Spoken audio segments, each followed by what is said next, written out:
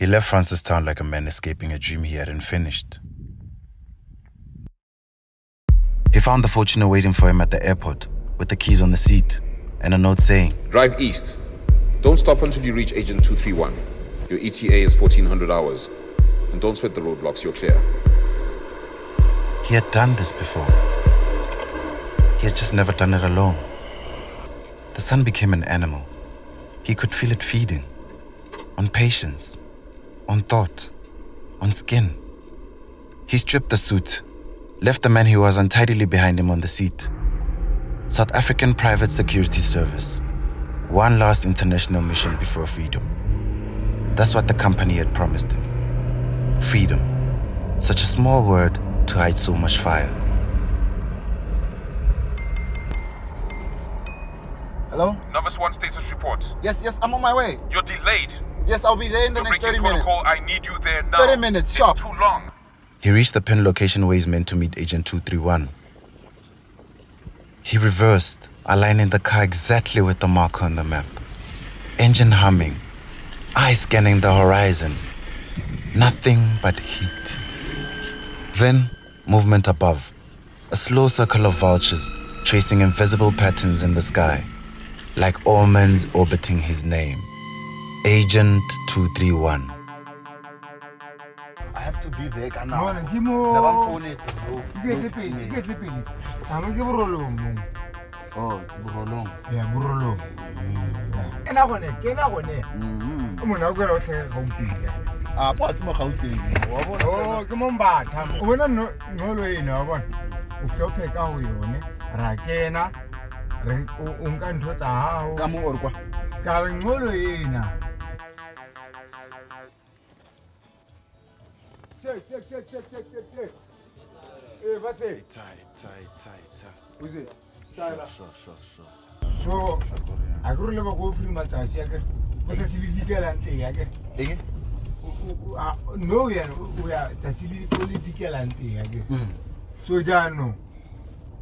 Can I come to one? In some Uliao indicate special what can a guy. And he dropped off Agent 231. The air felt thinner, but his directions couldn't be less vague.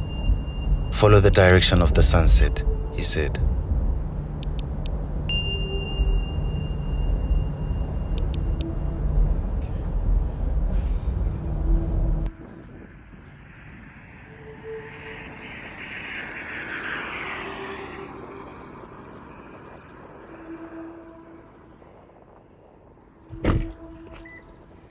Novice 1, follow Plan B as discussed.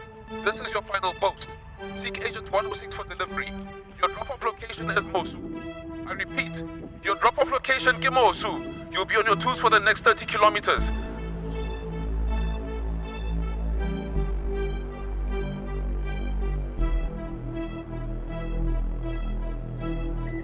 He locked the car and he told himself that he would never turn back.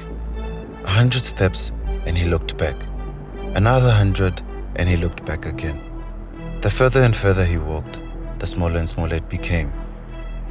He watched it disappear like a thought he'd rather forget. The battery went dead and the silence began.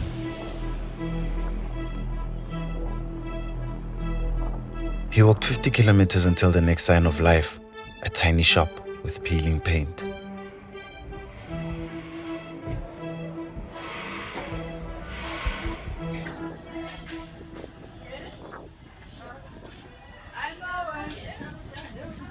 He slept beside Father Christmas on a wooden table outside, dreaming of the vultures and the nameless faces he had walked past.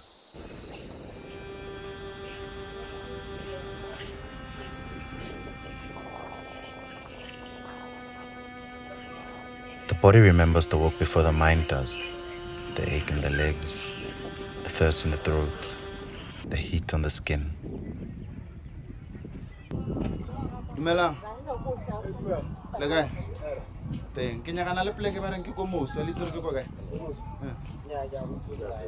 Go bolong bontsho re ke tsamaya. A name in the wind, Mosu.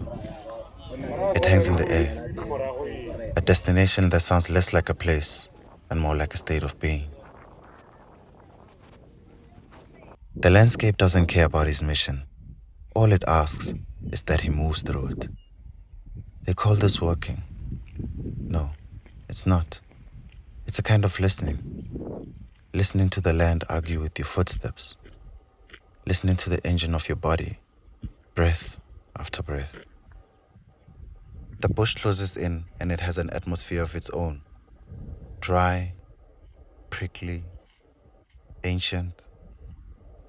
It doesn't hide a man. It absorbs him. A man's history walks with him like a second shadow, longer and darker than the one that the sun casts.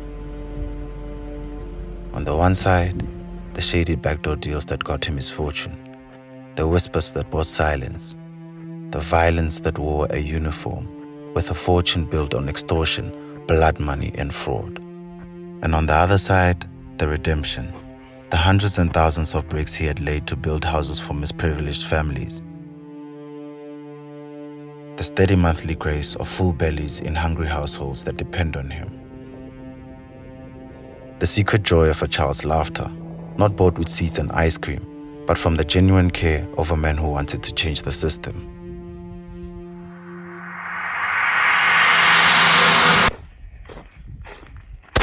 He scans the horizon, a reflex written in the spine, the body's final argument against the inevitable.